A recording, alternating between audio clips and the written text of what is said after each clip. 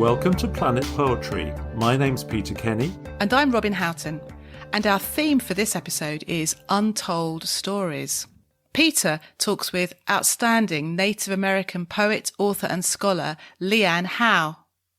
And Robin reviews one of the UK's foremost poetry magazines. Meanwhile, Peter talks about nothing, at length I might add. But first, let's hear his interview with LeAnne Howe.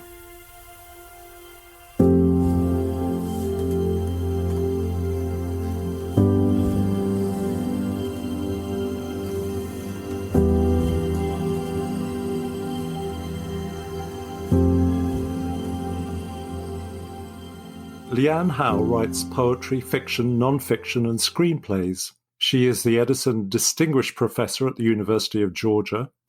Howe is a United States Artist, USA, Ford Fellow, as well as the recipient of a Lifetime Achievement Award by the Native Writers Circle of the Americas, an American Book Award, and an Oklahoma Book Award. She was also a Fulbright Distinguished Scholar to Jordan, and her most recent collection of poetry is Savage Conversations. So welcome to Planet Poetry, LeAnne. It's such a delight to have you on our podcast. Can you tell our listeners where in the world you are and what it's like there right now? Oh, thank you for having me, Peter. I am in Georgia right now. I teach at the University of Georgia, and the weather here couldn't be better. There's not a cloud in the sky. All the trees are blooming. Pink, yellow. So it's really lovely outside. So you've been kind enough to join us to talk about a project you've worked on as an executive associate editor. You worked with Joy Harjo and Jennifer Elise Forrester, as well as a host of contributing editors and regional advisors to create the Norton Anthology of Native Nations Poetry. The title of it is When the Light of the World Was Subdued, Our Songs Came Through. That strikes me as a beautiful title. Can you tell me where that came from? It is from one of the poems in the collection, and Joy came with that title, and I thought it was beautiful as well in terms of situating the creative voice of the book. But it also opened up the space for tribal people, Native people, Indigenous people in North America. We worked on editing the book 2.5 years, maybe 3. The reason the title is important, I think, is because the editors met in a couple of locations in the United States, pulling people together from this region or that region. Joy and I once met in Atlanta, and she's from Oklahoma as well. And the Creek Nation, Muskogee Creek Nation is there in Oklahoma, as is the Choctaw Nation. So I believe we met there as well. So the project, actually, the book itself wanted to be published. The book is broken into regions. Yes. So those regional editors worked so well, and they worked well when we got together with them. So think of this as a large powwow that comes together, and our community, the Northern dance, the Southern dance, the East and the West came together, and in this round dance way, collaborated to put the book together. So it's quite a spiritual journey, I think, as well as an intellectual project. And it was very emotional, I think, when we realized what it is that we had. You belong to the Choctaw Nation. How does that identity shape your life as a writer? Because these nations exist within the US, but they've been there for far longer. Time immemorial. We're originally, and this would go for Joy and Jennifer as well, we're originally people who are from the Southeast, where I'm coming to you from, Georgia, which is kind of in the heart of that old Southeastern homelands. So the Choctaws, Chickasaws, the Muskogee Creeks, Seminole, and the Cherokees are from the Southeast.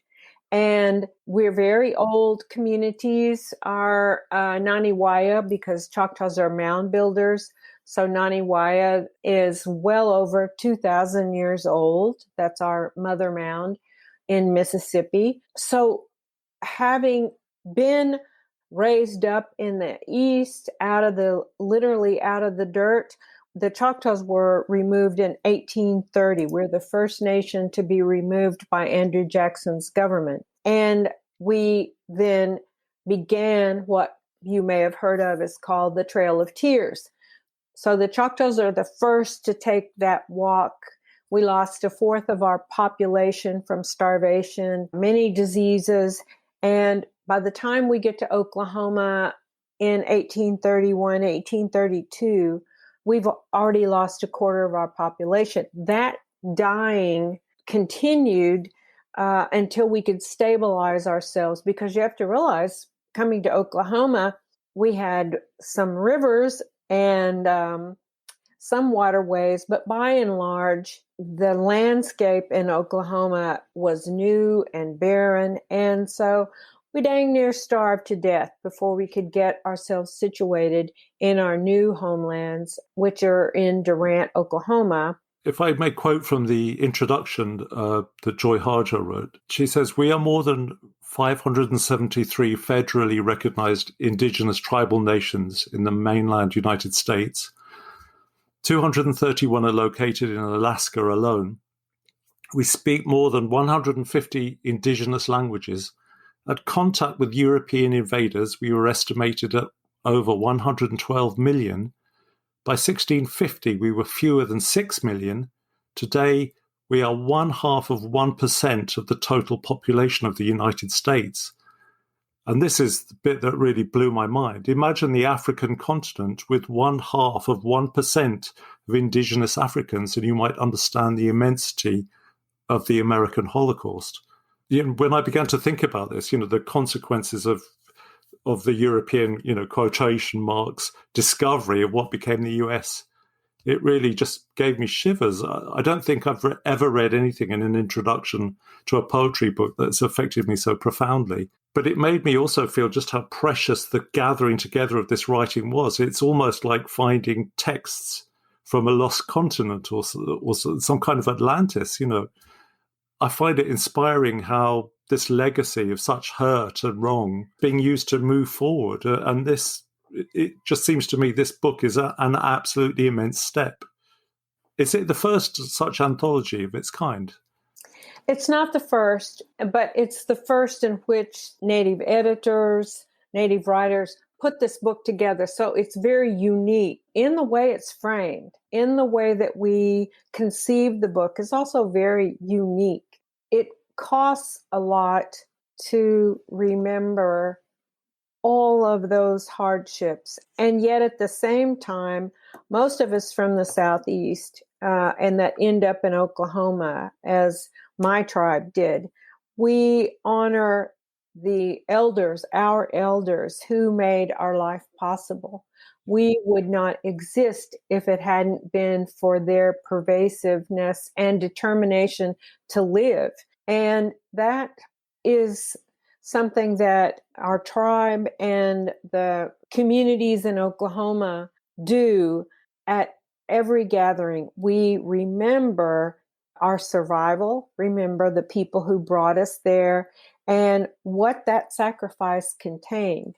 It is remarkable in and of itself. The other piece of this that I think is so unusual, well, it's not unusual in the fact that we are giving people, but one of the first acts that the Choctaw Nation did was to collect and send money to the Irish during the Irish potato famine. So Yes. we did that at a gathering in March of 1847. We're just getting on our feet and collected what is said to be about $170 and sent it to Ireland. So that the generosity of our nation really, and the life ways that we are trained to be a part of from childhood up. We give. Yeah. We give. And we are the people who help other people. And that's part of our tribal ethos as Choctaw people. We give. And I think that's why we have that special relationship even today with the Irish people. And our chief, Gary Batten, has gone to Ireland to meet with President Michael Higgins, the Irish president, and to commemorate that act of giving and the generosity that now the people of Ireland are showing to other impoverished and destitute Native nations. Yes. So all of that is contained in the poetry in this book. It's a spirit that lives within us, even today. It's just amazing how that act of kindness coming from a position of such hardship has played out and magnified itself and created connections across a massive ocean. About 25 years ago, I went traveling in Mexico.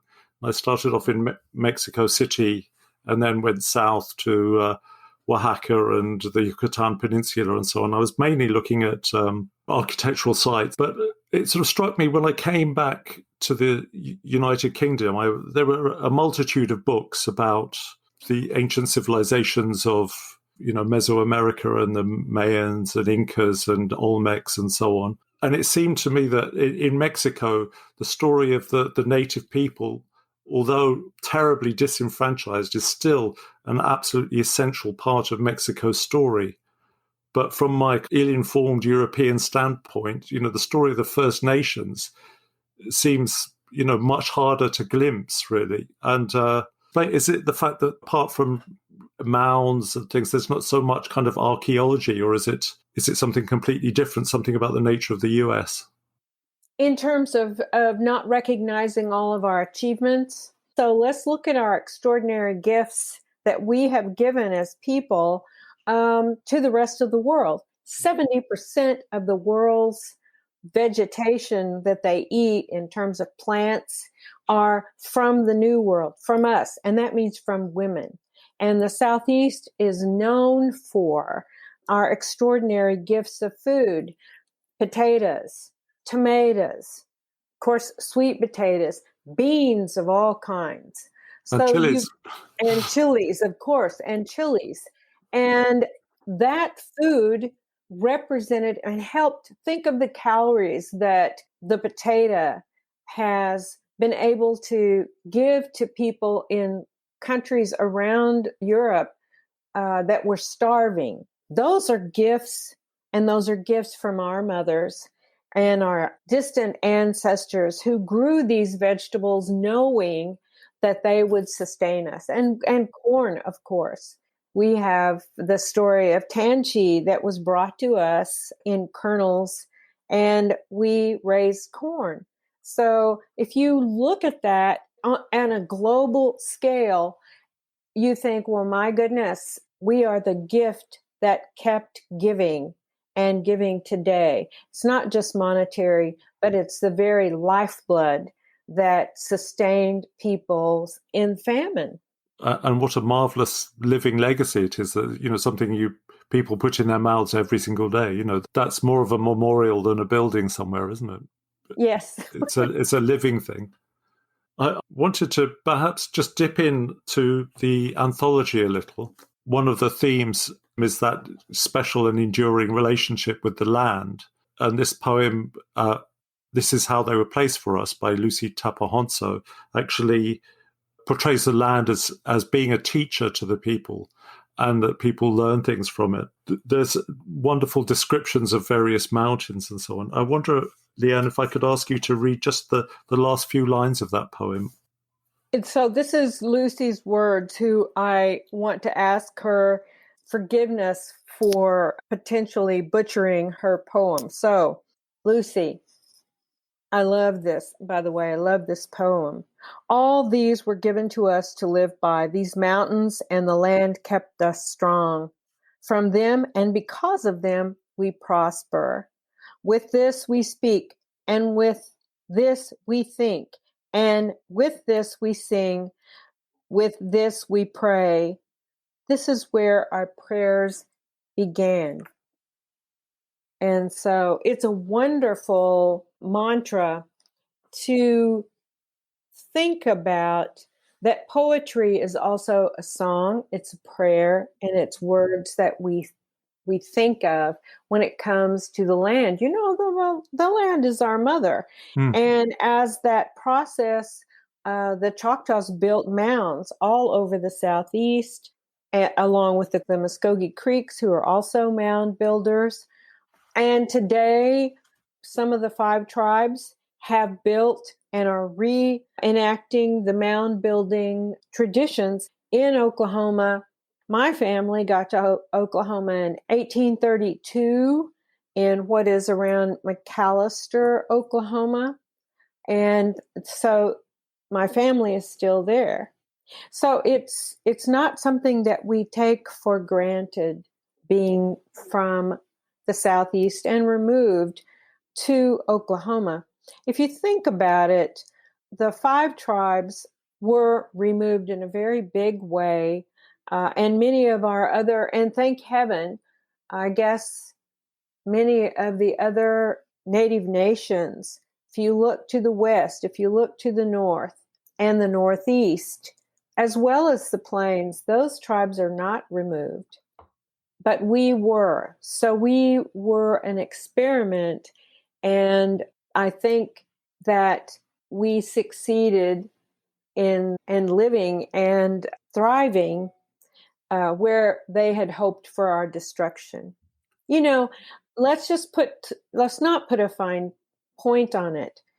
We were supposed to die out, and we didn't. This idea of doing an experiment with an entire people is a very dark idea indeed, isn't it? It's a forerunner of what happens in the 20th century. Yeah. And the social experimentation, the starvation. Oh, there's no water over there, so you have to go sit over there. These kinds of actions really are defining moments for what happens in the 20th century. So I'm happy we're alive and well, and we have surpassed all expectations. You know, when I was a little kid, I remember one of the women in my school, I think I'm in the 7th grade, and she told me, you know, they were interviewing all of us, and I was pontificating as a little kid about what I thought I wanted to do. And she says, the best you're ever going to be able to do, honey, is maybe you can be an assistant or a helper in your school. That's what I see for you, is maybe you can be a teacher's aide. And that was her vision for me. I don't see that much differently than Andrew Jackson's vision of us. Well, some of you will live, hopefully. Well, I hope she can see you now somewhere. I'm sure she's long dead, but I was very crestfallen and hurt by that. And I thought about it many times. That's the best I'm going to be able to do. Well, it seems like you've used it as a motor to go in the opposite direction. There's a very short poem by Ray Youngbear called "One Chip of a Human Bone," and it's a poem that seems to me to condense so much into so few words. I wonder if you could read that for us, LeAnne. You know, we don't really read each other's poems this way, right? And so, and because I know Ray, maybe you should read it, and then we can talk about it. One chip of human bone. One chip of human bone. It is almost fitting to die on the railroad tracks. I can easily understand how they felt on their long staggered walks back, grinning to the stars. There is something about trains, drinking, and being an Indian with nothing to lose. Oh, thank you. Isn't that gorgeous? It just gripped me. So this unpacking of a whole story from literally a fragment of human bone. And he is just one of our best poets. I hate to say that like it's a competition, but his work is glorious and always so profound. He's wonderful. That sounds good. Now, LeAnne, before you go, I would love to prevail on you to read a rather long but beautiful and amazing poem from this collection called The List We Make. I wrote this a long time ago as I was traveling with a friend in California. And at that point, of course, you pass the Donner Party and where all those terrible things happened. And it just struck me that this is one of those events that profoundly affected me and what it represented. So could I just interject at that? As a European, I had to look this up, and the Donner Party was a European migration to California, and the people who were migrating got stuck in mountains in the snow, and they resorted to cannibalism. But as your poem says, there's more to the story than that. Yes, they did. And it was, it's just one of the secrets of our history as Americans. No one ever gets told the full story. So this is called The List We Make, Part 1. Luis and Salvador, the two Miwok guides for the 1848 Donner Party, were the first to be shot and eaten as food. William Foster had become deranged, and it is understandable why, knowing what he endured. He was terrified he would die of starvation, and Foster planned on murdering the Indians for food. Luis and Salvador promptly ran away. The party followed their tracks, and it was easy. The feet of the Indians had become so raw from exposure, all their toes had fallen off, marking their trail with blood. Foster figured if the Indians didn't lead them to safety, they could at least find their corpses to use as food. By January 9th or 10th, the Indians had suffered terrible exposure to the cold and survived on practically nothing to eat, with no fire. They couldn't last like that. They gave out near a small creek, and it was here the forlorn hope came upon them. Despite argument from some and the Indians' look of terror, Foster shot the two Indians with his rifle. Though they would have not lived long, the act was horrifying. Part 2. The waiting road arrives. This time, San Francisco moves along the abyss in a black car filled with dawn and men's underwear.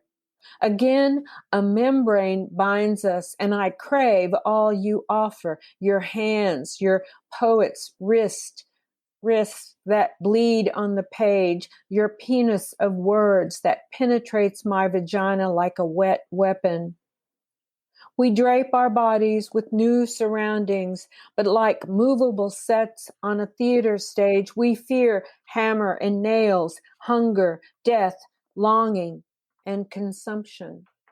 We cafe, trying to remember who we are, for each other, I mean. At Dolly's, wide omelets, big cups of brown espresso unearth old hungers, centuries old, beckon. Yes, curves us together, and we breathe in the same thin air. We breathe in each other and forget all that has happened. On the road made flesh, they separate us from our fingers and toes, separate us from our bones. At first, we are swallowed whole like the wafers of God down the gullets of hungry Christians. Everything we did, everything we didn't do is digested in their dreams. Now they know us better than we knew ourselves. On the lam again, we head north to the casinos, becoming what we fear, consumers of goods and services. We give $20 to a stranger to teach us how to attach chains so we can slip past Donner Pass, where banquet chairs pose still as icicles, patiently awaiting our return. We race toward the Biltmore Motel. Our music is hard sevens. We lunch in the high Sierras and you teach me to gamble. We crash a writers' conference. A bad poet reads an ode to appetite. But this time we will not be dinner. Part 3. 7,000 feet up, though Lake Tahoe stalks us, we practice our escape by devouring a repugnant pig like our killers once devoured us. At the All-American Cafe, you in gray, to my conventional black, we dine on goose liver, pineapple, and curried ice cream. Where are Luis and Salvador now? Who the hell cares? We're following a treasure map of flesh and blood, the ghost camouflage of exotic appetites that came for Luis and Salvador has infected us all. And what of this steamy you and I, this steam, this you and I? Imprisoned by a hoary god's ravenous hunger, we have not shadow's gaze, nor eyes and ears, no shadowy past, nothing but here and now, made manifest within a complexion of stars, our bodies conjoined in heaven, on earth as Luis y Salvador, conjoined in blood, and oddly enough, love. That's absolutely amazing. Thank you so much. Thank you for asking me to read that. I haven't read it in a long time. Well, you did a great job. And so, LeAnne, I just thank you so much for giving us your time. I'm sorry that we had all kinds of gremlins to begin with, and you progress with poise and dignity and wonderfulness in the face of appalling odds. So, thank you very much.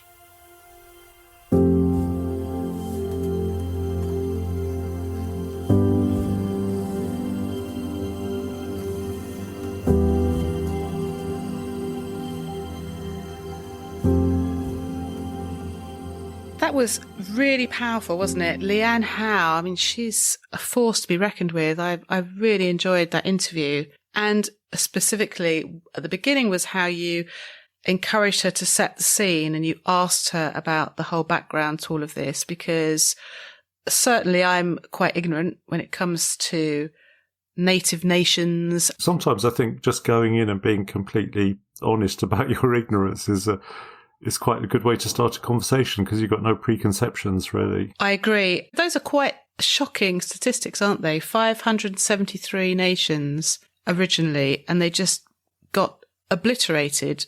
Yeah. Well, I mean, that's what I find so remarkable about this collection, really, is that it's like discovering a lost America in a way. You know, it makes you wonder what the poetry of the US would be like. The Europeans hadn't landed. You know, it's almost like a lost continent that was full of rich Native American cultures that, you know, have just been swamped with all the disease and the brutality and all the rest of it. And also, I sort of feel, well, what if the Europeans had landed and somehow managed to work with whoever was already there? And what kind of poetry would we have had if European culture had merged with American culture, as in the native nations? Then what would have arisen from that? How much richer would that have been, and how different? We've had a reading from Joy Harjo on our show. You read a poem from her a few episodes ago. She was involved in editing this along with LeAnne and Jennifer Forrester, and she's the poet laureate in the US at the moment. So as far as I can tell, you know, Native Nations writing is certainly having a moment, because they've got some really strong writers. Yes, indeed. It was really interesting how LeAnne talked about various aspects of their culture and the idea that they are generous people, and they had donated to the Irish potato famine, when there they were, a people with very little themselves. Extraordinary story. Yeah, I was looking at some websites to do with that. It's still very much remembered in Ireland. You said you knew the story of the Donner Party. Is that something that people know about in the US? Yes, I think obviously. Yes, she does, LeAnne. Yes, it's one of those. It is one of those tales. It was part of that great exodus westwards, and dozens of families would all travel together in a huge train of wagons. The idea being, I suppose, safety in numbers, and they had the skills. And the Donner Party, I think, it was beset by issues. They thought they could make it over the mountains, but they set off too late in the year, and they got stuck in the snow. And I think half of them got rescued, or they managed to escape, or they got away. But those that were left, they died, and there were stories of cannibalism. But I wasn't aware of the angle that LeAnne took in her poem, the fact that there were these two Native American people who were in the group and were already sick because of the conditions, and somebody in the party shot them when they were already close to death, but they shot them kind of, in order to eat them. So moving on from cannibalism. It's a well-known story and it's gruesome, but yeah, I thought it was very moving the way that LeAnne entered that whole story and her poem. Another thing I thought was very interesting was when you'd asked her to read someone else's poem, and clearly it's kind of not the done thing. And that was interesting, wasn't it? And she asked you, she said, why don't you read it? I quite liked that. That actually worked quite well. She obviously liked the fact that you read it. She liked the way you read it. That sense of a person's words being so intimately tied up with who they are that you feel hesitant about using them. I suppose it's just a different way of thinking about words than we have if one of us writes a poem. Well, that's true. But I suppose if you then compare it to a lot of spoken word, does one hear anyone else performing, I don't know, Holly McNeish's poems or Kay Tempest? So I suppose we do have that. That is perhaps comparable. I don't know. She was revisiting an old poem and she seemed to really enjoy doing that. Yes, that was lovely, wasn't it? She said she hadn't read that for a while. That was nice. It's funny when you have a conversation with somebody and it's actually a bit of an education as well. I felt like she taught me a lot of stuff. It was such a pleasure to talk to her.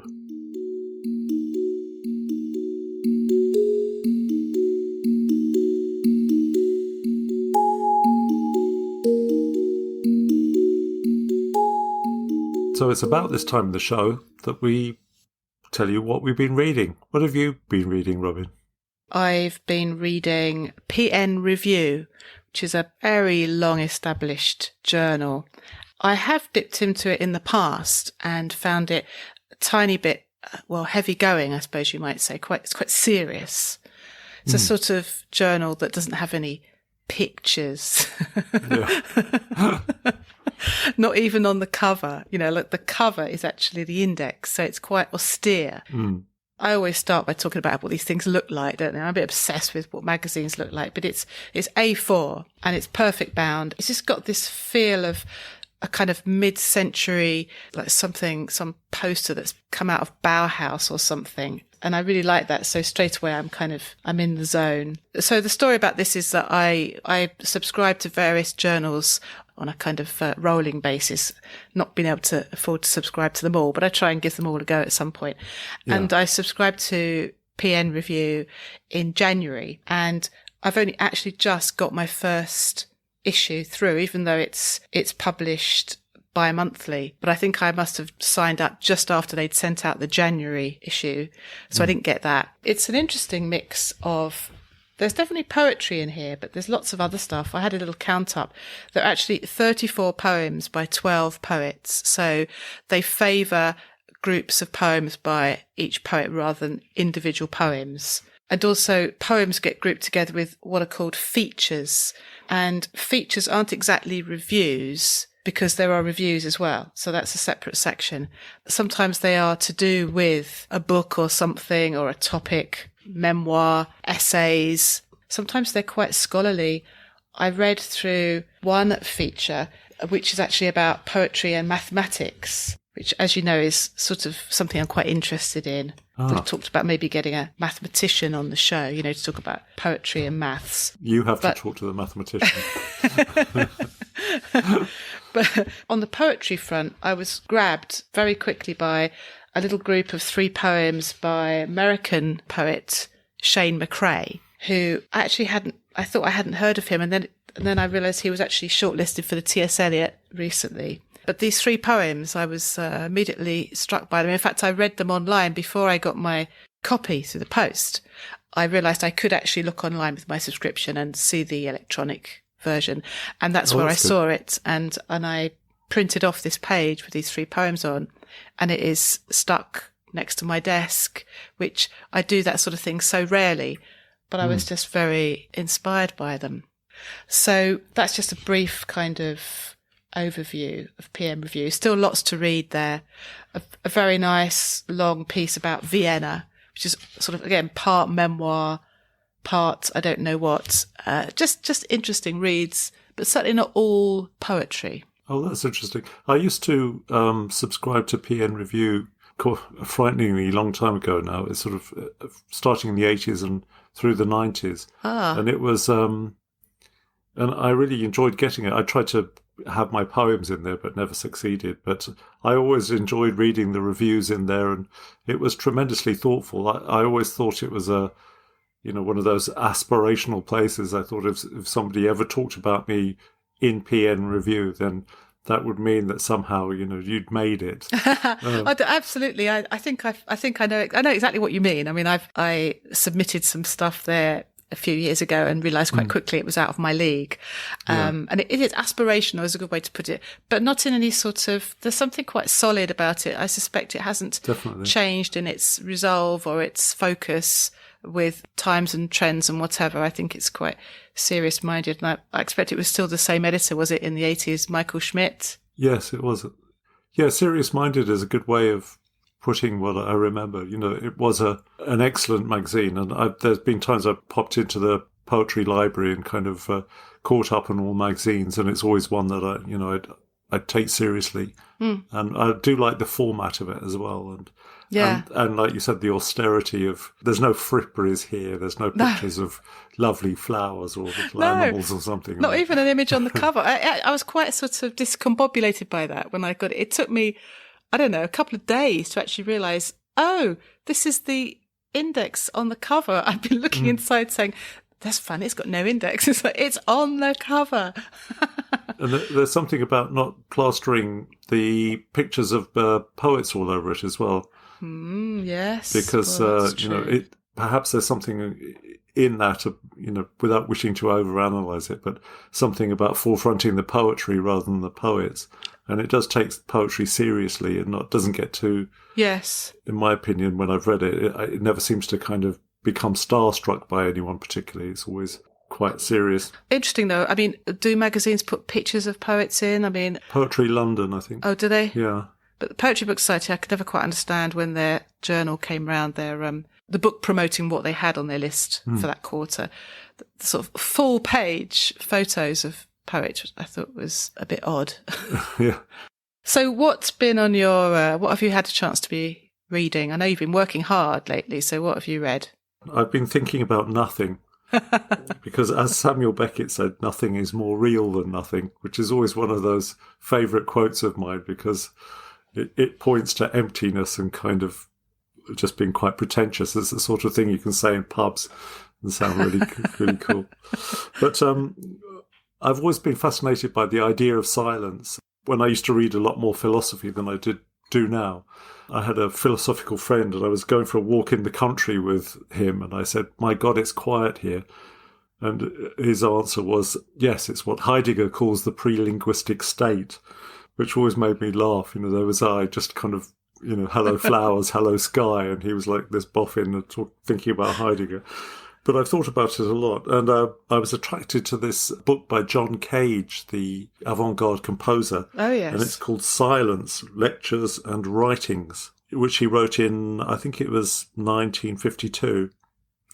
And he's famously wrote that piece of music, 4 minutes 33, which is actually silence. But what is fabulous about it, I mean, it's the sort of thing that provokes thinking, because you have all the variable orchestra players, basically whoever you have, but they sort of just prepare themselves to play, and then they just sit there for 4 minutes 33 seconds. Although it's not actually silence that the audience hears, is it? Because the idea is you focus on the ambient noises that are going on around you. That's supposed to be part of the experience, I believe. Yeah, and also the fact that they kind of withhold from playing, it's almost like that silence could be filled with any imaginable possible music. There is something amazing about a space that can be filled. It's the white page. Yeah. So anyway, in this collection, Silence, Lectures and Writings, is something called Lecture on Nothing. I'm not really that interested in form. I take note of it, but it's not something that some people are real form hounds, aren't they? I suspect you're more of a form hound than I am. Well, possibly. But this idea of language aspiring to the condition of music, that's almost a description of poetry. And what he's written this lecture in is actually 4 columns, and you skip from one column to another, left to right. And actually it's almost like a 4/4 bar. So the words are all, have this meter as you go from column to column. And some of the columns are blank, so that's like a pause between the words. So essentially he's structuring how it should be read in terms of inserting silences. And it's full, like music, full of repetitions in phrases. And as you go on towards the end, there are more and more sort of snowballing repetitions. And I find it just was quite interesting to think of this as a poem, because you could read it as a poem. It sounds like it looks like a poem on the page. It does. It looks like a very complicated sort of 4-column poem. And a very long one. Yeah, quite several pages of it. But what I'll do is I'll just read a snatch of it. It's kind of funny as well. It's sort of the repetitions almost become humorous. So just a piece at random from about 3/4 of the way through. It says, "Here we are now at the beginning of the 5th unit of the 4th large part of this talk. More and more, I have the feeling that we are getting nowhere. Slowly, as the talk goes on, we are getting nowhere, and that is a pleasure. It is not irritating to be where one is. It is only irritating to think one would like to be somewhere else. Here we are now, a little bit after the beginning of the 5th unit of the 4th large part of this talk. More and more we have the feeling that I am getting nowhere. Slowly, as the talk goes on." So that's a little snatch. In my mind, it occupies that space where it comes across as a bit like the plays of Samuel Beckett, which for me are very, very close to poetry. But if you're interested in the relationship between music and silence and language, it's quite a provocative and interesting little thing to read. It may drive you a bit crazy, but in a good way. Where did you come across this? Well, I bought it because I thought I'd look really clever and interesting carrying it. It was only some years later that I began to actually open it and read it. And imagine my surprise when I found it was really interesting. Shame you weren't carrying it when you met your mate in the wood. When he started quoting Heidegger, you could have whipped that out and said, well, actually, yeah, as John Cage says. Yes. It sounds like a kind of meditation, almost like putting a meditative state into words, or maybe pulling you into a meditative state as you read the words. Yeah, I think he was very into, Zen, and that sense of Zen smacks you over the head with a kind of realization about the world, which generally stuns you into silence. This idea of embracing silence and absence fills his work, and I find that's really interesting. Actually, this kind of dovetails into a pet hate. Oh, are we on to that now? Well, I don't know. I just spontaneously thought of things that I can't stand. Come on then, let's do it. Thorny issue. Yeah, I can't. What drives me absolutely bizarre, I love haiku, but I love Japanese haiku, and haiku rooted in the idea of Zen. So you have this idea and a dislocation in it, like, the turn in a sonnet or whatever, but a dislocation that enables you to see things and reframe things anew. And it's very that sort of moment of what's called satori, that kind of a flash of kind of reframing the world, which is born out of a shock of a juxtaposition of images. It is something I love about haiku. And what I detest about haiku is gaijin haiku, sort of like this kind of idea of haiku written by people that think it's 17 syllables of anything.